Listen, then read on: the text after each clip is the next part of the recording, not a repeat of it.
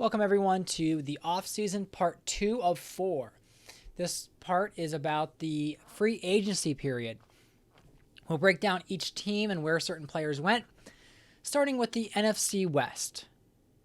We have Darren Sproles, Troy Williamson, Javon Kearse, Ahmad Carroll, Quinton Mickle, maybe, Sam Palescu.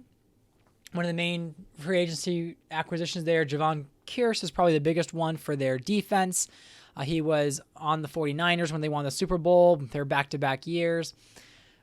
Troy Williamson was the first-round pick by the Lions 3, maybe, years ago.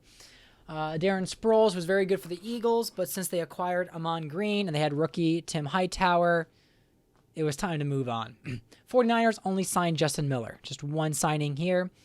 Rams bring in Ovi Mughelli from Cleveland. They re-signed Torrey Holt, who traveled a little bit. I think he was with the Patriots last year. And then Bruce Nelson, Rich Gardner, and then a kicker and a punter to go. Ryan Longwell, Brad Maynard, both like 35, 36 years old.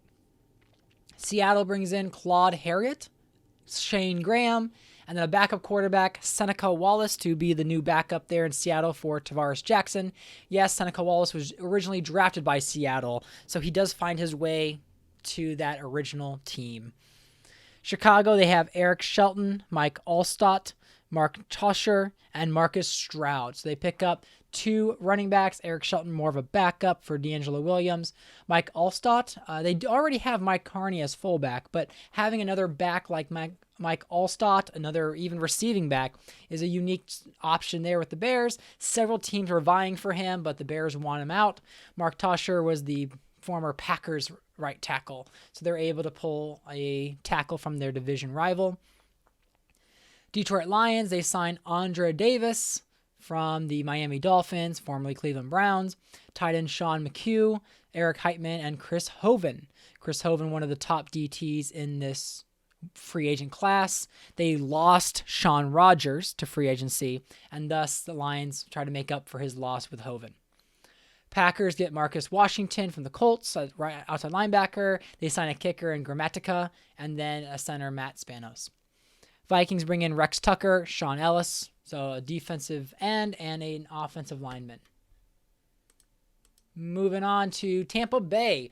Tampa Bay had Trent Edwards last year. This year they signed Byron Leftwich, the Pittsburgh Steelers backup quarterback. He was drafted by Dallas originally, been the backup in Pittsburgh for a few years, and just recently won the Super Bowl as a backup to Ben Roethlisberger. They signed Lamont Jordan, Justin Griffith, Mark Clayton, Tom Santee, so one of everything on the offense basically. Kareem McKenzie at right tackle. Jamal Williams from the Chargers. And then we have Nicholas Setta at kicker. Falcons bring in David Pollock and Brandon Jacobs. So they sign Brandon Jacobs from the New York Jets. So he's that duo of Jacobs and Washington is now broken up. Jacobs is there now with Matt Forte being the backup to him, but remaining that power back will probably get a lot of goal line carries. Panthers bring in Darren Howard and John Lynch. So we see Darren Howard there, probably the biggest acquisition for them on an already strong defense. And then they bring in the veteran John Lynch, who is going to be a backup safety, but he's like 38, 39 years old. But they have Huff and they have somebody else. I forget. I know Huff. I always forget the other one. But both are very good safeties on the number one defense in the league. Saints bring in Darian Scott, Anthony McFarland, Randall Gay, Jeremiah Bell, Isaac Sopoaga. And so you see there a lot of defense. I mean, all defense for the Saints. Definitely the draft is going to be where they need to get their offense. Cowboys bring in Sean Rogers, but one of the bigger free agent options, literally and figuratively. And so a lot of teams went for him. Bengals, Browns, Patriots. A lot of teams were going for Rodgers. But he elected to go to Dallas. And then Ryan Fitzpatrick joins the Cowboys, who will be the backup for Vince Young. I thought about trying to get a scrambler, but Fitzpatrick needed a landing spot, and I thought Dallas was a good one. Eagles have Cedric Cobbs, Derek Dockery, who's a former Browns guard, and then Warren Sapp, more of just a depth position. Sapp was with the Patriots the last few years, so we're going to live with that. Giants didn't sign anybody. They didn't really need anything. And whatever bids they went for did not happen. And then for Washington, Michael Vick returns, and there were several teams going for him. And of course, Michael Vick would go to the most controversial team in the league. And there we go. Washington has their quarterback. Also, Vincent Jackson. I know a few years ago, we had a wide receiver, Javon Walker, chose Washington. I had no idea why. I guess Jack Del Rio has a way with recruiting wide receivers because Vincent Jackson was the number one receiver in this receiver class. And then they also bring in a linebacker, in Aiken Oyedele. Now moving to the AFC, we got Broncos with Derek Brooks, the veteran linebacker, joining Denver, Wade Ritchie, and Leon Joe. Chiefs, we've got Nate Washington, Sean Johnson, and Paul Ettinger. So another receiver for them, and then pass rusher. Chargers bringing in Mike Hart, Darius Watts, he was one of those receivers that no one ever heard of, but he had a good career with the St. Louis Rams. Now he's off to San Diego, just as probably more of a fifth string option. He might get some playing time. I don't know.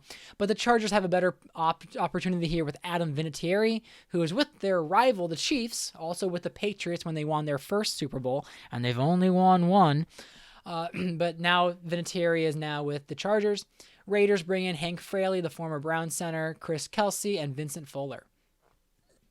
Looking at Cincinnati, they got Chris Chamberlain and Brian Bonner. We've got Browns bringing in Lee Bowden, who was originally drafted by the Browns, but now he is signing with them after his start of career with Pittsburgh, won 2 Super Bowls with Pittsburgh, so I think Lee Bowden is looking like a really great option for Cleveland. Wide receiver Tim Carter, who was a real signing by the Browns, I think about 2 years ago, so a little late getting Tim Carter to Cleveland, but he's there now. Since they have Josh McCown and Colt Brennan, I wanted to bring in another quarterback, so Matt Castle is now a Brown quarterback. We see him going to be maybe, I don't know if I'm going to have a position battle between him and McCown, or if I just let McCown start, and then if he doesn't do well, bring Castle in. He will be wearing number 7, which is the jersey number he was when he went to the Chiefs for his real starting job. They bring in Bart Scott, their former Ravens linebacker, rival linebacker. But, of course, the Ravens have Ray Lewis and Gerard Mayo, so they're fine at middle linebacker. Floyd Womack is moving in as guard, as more of a backup. Ravens have Kerry Colbert. They bring in Ty Warren, the former Chiefs defensive end. In real life, he was with the Patriots. And then, of course, Ken Lucas, the cornerback. Steelers bring in Chad Pennington, as well as Sean Alexander, Des White, and then Eric Green. So they pick up a backup quarterback in Pennington, and that's sad. That's where his career is gone. They have Sean Alexander to be more of a veteran presence. They have MJD to carry the workload, but having that veteran there was more of a value add. We see Des White. I mean, he was decent for Washington, more of a, I think he's like 6'1", so a bigger receiver on the Pittsburgh Steelers offense there, kind of replacing Nate Washington, where Nate Washington wasn't really the main starter, but he was a reliable option to them. Because right now the Steelers have Hines Ward, they have Malcolm. I think it's just his name is Malcolm Kelly. That's right. He was a rookie last year, good size. So trying to work on maybe having some more depth there. That's where Des White comes in. Then we have the Buffalo Bills with Mike Williams from the Chiefs, Roderick Green, and Dan Cody. So a receiver, some defensive options. We see with the Dolphins, they get Chris McAllister, the former Ravens cornerback, old guy. They bring him in. Dwayne Robertson, the former Saints defensive tackle, one of the first-round picks in my very first draft, I believe. I think he was an 2003 selection. Then we have Chris Perry leaving the Houston Texans and going to the Miami Dolphins. He kind of is taking Fred Taylor's role, where Fred Taylor was a top running back for the Dolphins. Last year, Fred Taylor took a back seat to Steven Jackson. So Chris Perry is going to be that backup to Steven Jackson. Jets have the biggest signing of all, Clinton Portis, who told the Denver Broncos front office to shove it, and he decided, and I had so many teams going for him. Clinton Portis he's a 90 overall, the prized possession, and he chose to go where all the fame and popularity is, in the big city, the Big Apple of New York, and he chose the Jets over the Giants, among other teams he chose over. And they also signed Courtney Roby from the Jaguars, kind of, it's a good signing, but it's kind of overshadowed by Clinton Portis. Patriots bring in Sam Madison. So that was cornerback that was with the Dolphins that is now with the Patriots. They also signed Vakil Vaughn, safety. So just some more depth there. Colts have Gilbert Gardner, and then they signed Andrew Walter. Walter has not really done anything in his career, so he's been kind of very much a backup. And now Jaguars, there's some interesting AFC South decisions here. So Carr had several options. He could have gone to the Saints. He could have gone to numerous other teams. I think Washington was looking for him instead of Vic. I believe, let's see, some of the other teams that went for him. Tampa Bay was interested, but they went with Leftwich. Who do I have? The Rams were looking for David Carr. David Carr. Then the Bears tried to get David Carr, but in the end, he chose to go to the Jacksonville Jaguars to go up against his old team twice a year, and to still go up against Peyton Manning and the Colts, and to go up against Kevin O'Connell and the Titans. I know it sounds weird, but it's true. He had a good season. They also signed Marion Barber from the Falcons, Nick Kaiser, Jonathan Sullivan, a former first-round pick by the Jets, Nate Harris, Ahmad Carroll. Now I'm just realizing I've got two Ahmad Carroll. I'm going to see where he actually went. And then strong safety, Keith Smith. Then, of course, we have Cedric Benson, Matt Jones going to the Houston Texans, Jim Molinaro, Randy Thomas, Ryan Pickett, Kabir Gabaja Bialima from the Packers, safety. And then they signed David Garrard. Garrard was signed because of his connection with Tony Sparano. Sparano used to be the Jacksonville Jaguars offensive coordinator back in 03, 04, 04, 05 when he was with Tom Coughlin. When Tom Coughlin was fired and Kevin Gilbride came in and brought in Doug Marrone, all of a sudden the coaching staff shifted. Sparano ended up landing with Houston with Gary Kubiak. And so Sparano knew Garrard, so I thought that was a good connection. I could have put Kurt Warner there. I could have put Rich Gannon there or Matt Hasselbeck. But I went with David Garrard because he did well as a backup in Seattle, and he did well with his years with Jacksonville. So I thought Houston needs a quarterback due to David Garrard being gone, or David Carr being gone. So David Garrard was the right fit. So I didn't mean to, in 8 years apart, move David Carr and David Garrard and swap them. But apparently that's what happened in this league. And then the Titans have Ryan Grant, Ben Claxton, Maurice Williams, Aaron Schobel, and then Ryan Lindell. So there are the free agent signings. And we'll now move over to some trades that have happened in this offseason. All right, so the very first trade that we'll talk about is the Chicago Bears trading for Kyle Orton, the backup quarterback in St. Louis. Rams have Tony Romo. They drafted Kevin Kolb, and the two of them were jockeying last year for the starting position. Kyle Orton did well 2 years ago as the backup, but has never really had a real shot other than his rookie year with Dallas. That was just a nightmare. But Chicago wants to give him a shot, and Bruce Arians has him as maybe a mentor to a quarterback prospect. They're probably not going to get Matthew Stafford. Stafford's going to go to Green Bay. But it's very likely they could take a Mark Sanchez or Josh Freeman at pick number 4. It'd be very unlikely that all three of them are gone. But since they missed on David Carr, they missed on David Carr, they missed on Michael Vick, so they did not get the quarterback they needed. Kyle Orton is a kind of a decent consolation prize just to have somebody there to either start for them and have a decent season, or maybe they need to draft somebody. All right, moving on to the next is they got Kyle Orton and they got rid of Brady Quinn. So Brady Quinn had 2 years in Chicago, and now he is traded to the Pittsburgh Steelers. And all they picked up, Steelers got Brady Quinn, and they got a 5th-round pick, and they gave up Zibikowski, a strong safety that's a 70 overall. That's going to help the Bears defense more than Brady Quinn did.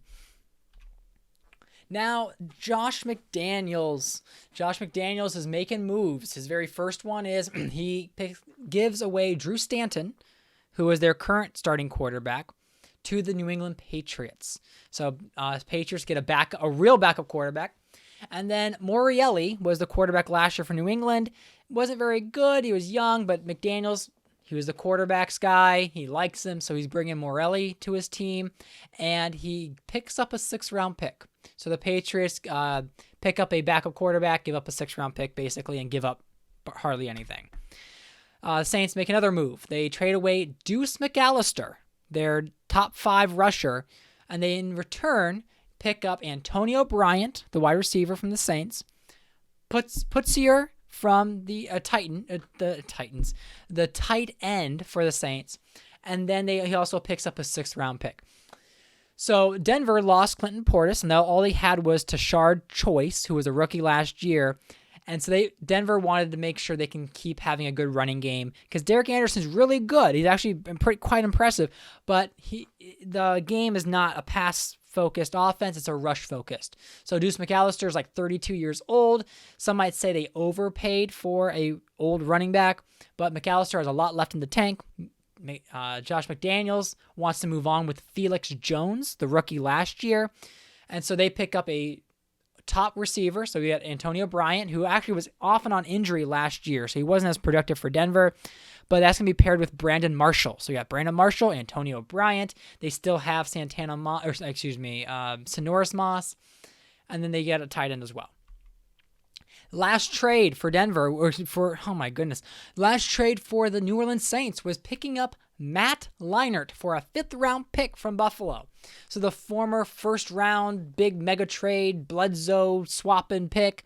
Leinart had 2 seasons. He actually led that draft class in pass yards up until he had a season off, but he also led the draft class in interceptions thrown. Last year, he was benched the entire year as Dante Culpepper took the starting job, but this year, Matt Leinart is going to be taking snaps under center for the Saints. We see Josh McDaniels thinking he's got his quarterback. So whether it's Leinart or Morelli, he's got a veteran somewhat, and he's got a backup that he knows. Another trade is Cowboys and the Cardinals. So the Dallas Cowboys pick up Ricky Williams from the Cardinals, who has been off and on injury with them, and he is going to be the backup for Adrian Peterson. And he also picks up a 6th-round pick for it. And in doing so, the Cardinals wanted Daniel Loper, a left tackle. And so they desperately needed some help on the offensive line. They have a great offense, but they just needed to fix some key areas. They pick up Brown. I don't even know the first name. I don't really care. So they pick up a backup running back. They get a left tackle, and they move up a little bit in the draft. So they go from the 6th round, and they move up to the 5th. Then the Green Bay Packers trade away their veteran pass rusher Aaron Campman. He no longer fit the scheme for the Green Bay Packers, and so they get a 4th-round pick for the veteran. He's like 30-plus years old, and they pick up a backup left end, kind of a swap left end, but pick up a 4th-round pick was the main part of that trade. Packers also pick up Lawrence Maroney and a 7th-round pick from Baltimore. And so Baltimore was where Tomlin was from before, and so he wanted to get some sort of offense. So Lawrence Maroney is there with Cadillac Williams for Green Bay, and they send over C.J. Mosley to the Ravens to give them another defensive tackle in return. And then right before the draft, really it was on the draft day, the Arizona Cardinals trade away Tony Gonzalez for 2 second-round picks, one in 2009 and one in 2010, from the Cincinnati Bengals. Bengals have been needing another spark plug on their offense. Tony Gonzalez seems to be that guy, the number 1 tight end in the league, and one of the number 1 players in the league. Now, the reason why he did not command a 1st-round pick is because he's in his 30s. He's an older tight end. But after frustration with year after year with the Cardinals, I saw it as Gonzalez would have wanted out, and here we go. He is out now. Cardinals pick up 2 second-round picks in compensation.